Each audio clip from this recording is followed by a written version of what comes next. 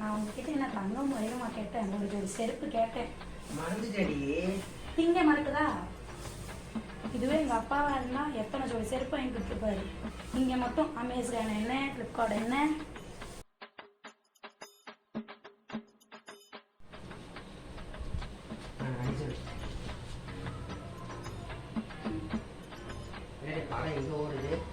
செருப்பு வாங்கி தரல.